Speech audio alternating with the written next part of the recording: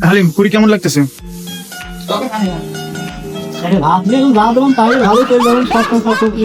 Hello guys, আজকে আমরা আসমানখালি চা খেতে যাচ্ছি, আমি আর হালিম।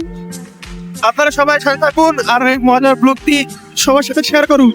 যারা চা লাভার আছে তারা যেন চায়ের আসর চিন্তা পেতে পারে বিভিন্ন জায়গায় চা খেয়ে। আপনারা সবাই পেজটি ফলো করুন এবং ইউটিউব চ্যানেলটি সাবস্ক্রাইব করুন। আসসালামু আলাইকুম বন্ধুরা, আমরা আবার চা খাওয়ার জন্য আসমানখালি বাজারের উদ্দেশ্যে যাত্রা শুরু করেছি। আসমানখালি বাজারে পৌঁছে দেখি সব দোকানপাট বন্ধ।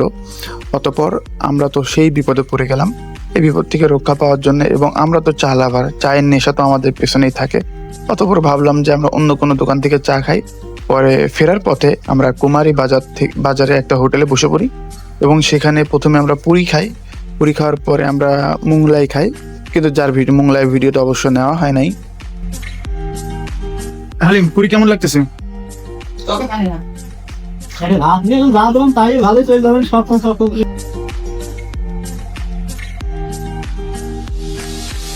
সাকিব কি খাইছো? পুরি কেমন লাগছে? টকের সাথে একটু ঝাল ফ্লেভার লাগছে।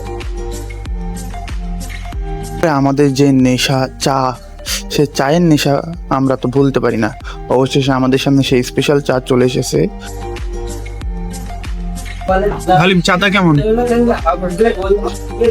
গরুর দুধের একদম খাঁটি স্পেশাল, একদম গরুর খাঁটি দুধের চা। গরুর দুধের খাঁটি স্পেশাল চা। চায়ের ফ্লেভারটা অনেক সুন্দর এবং অনেক ফ্লেভারফুল, খেতে অনেক টেস্টি।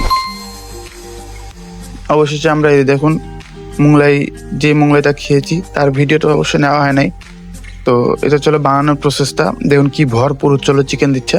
আপনারা সবাই এখানে খেতে আসতে পারেন। এই দোকানের লোকেশনটা হচ্ছে হলো আলমডাঙ্গা থেকে সোজা হাত দিয়ে যাওয়ার মুখো কুমারী বাজার। কুমারী বাজারে ঢুকতেই হচ্ছে হলো হাতের বাম পাশে আপনার একটা হোটেল পড়বে, কুমারী বাজার হোটেল এন্ড রেস্টুরেন্ট নতুন হয়েছে এখানে।